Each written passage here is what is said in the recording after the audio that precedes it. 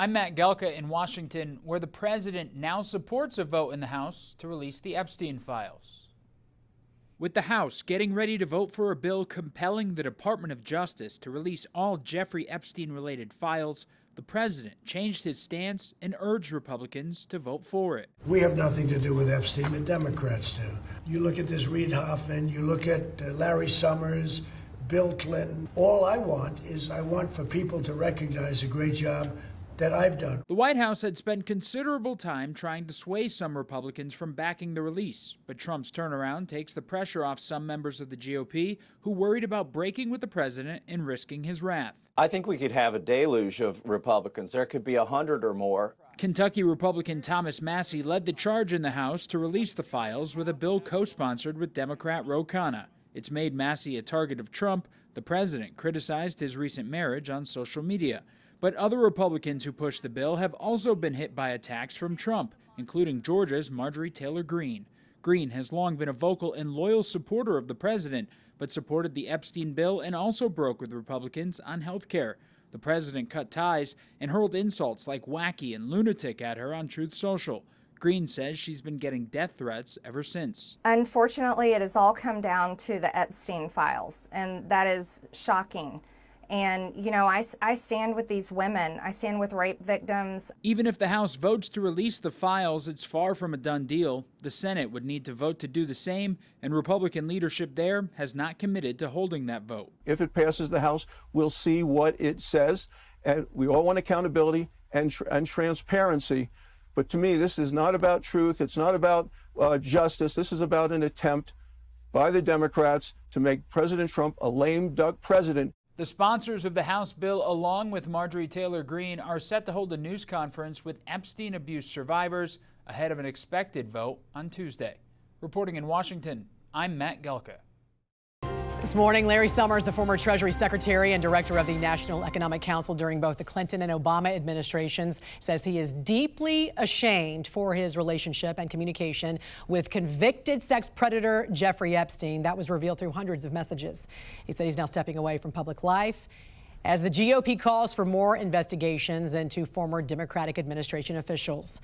Joining us this morning to discuss is former head of the Chicago PD and retired FBI special agent in charge, Jody Weiss. Jody, good morning to you. We know that House vote expected later today on this resolution for the DOJ to release all unclassified documents related to Epstein.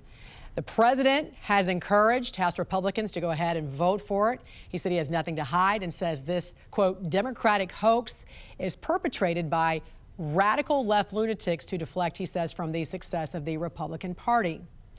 The issue, though, is that we're talking about unclassified reports. So if it's heavily redacted, what new information will come from this, do you think, Jody? Jen, I think we're going to see a lot of emails. I think we're going to see some investigative documentation, financial records, flight records.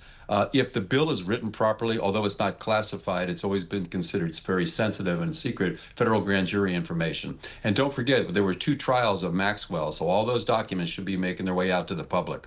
So before we saw the Oversight Committee in the House there declassify thousands of documents, but no new information has been revealed. So what is left? I think what's out there that people want to see is going to be Epstein's network, and that's going to be billionaires, politicians, who was really involved with this scumbag. We're going to probably see that. I think there going to still be some questions. I don't think the quote Epstein list is going to be published, and I think people might see some investigative leads that weren't pursued, and they're going to be scratching their head and ask themselves why not. But here's what I hope. I do hope that now the victims will finally get a voice.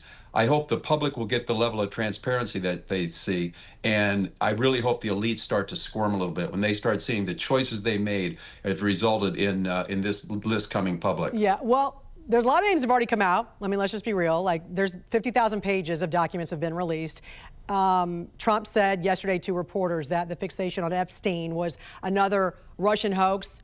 He said Democrats like Larry Summers were now being looked at very seriously over his ties to Epstein. He also said, quote, we have nothing to do with Epstein. He said the Democrats do.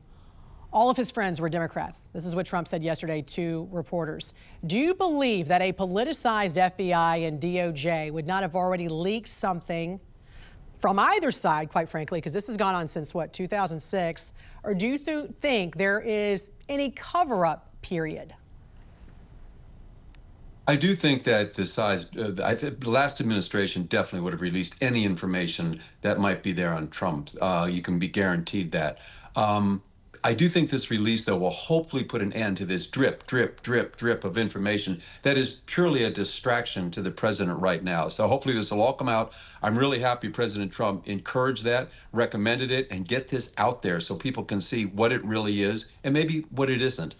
I'm curious, too, when there's a change of guard from the administration, because you have to assume this has been going on since Obama and then the first Trump presidency and then now with Biden and now with Trump again. When you have new agents, new set of eyes on cases, doesn't that mean more chances for more information to be released or just the opposite? You know, it could be, Jen, but it depends where the case is. You know, Epstein is dead. There's been 2 trials. So being that the case has gone to a logical fruition and it's come to a kind of final disposition, usually those cases remain closed unless there's an appeal or maybe a new trial that's coming up. But I would have expected this case to be over. I think the president expected this case to be over. But sadly, some members of Congress just want to be pushing this. So good move, getting it out. Let's be done with this. Is there any information that would be withheld? Yeah, of course, the victim's information would be withheld. You certainly don't want that to go out, but I'm hopefully a lot of this information going out.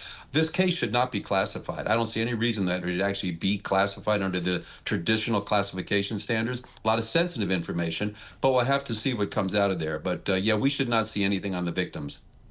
Former head of the Chicago PD and retired FBI special agent in charge, Jody Weiss. Great talking to you. Thanks for joining us this morning. You too, Jan. Great to see you. You too.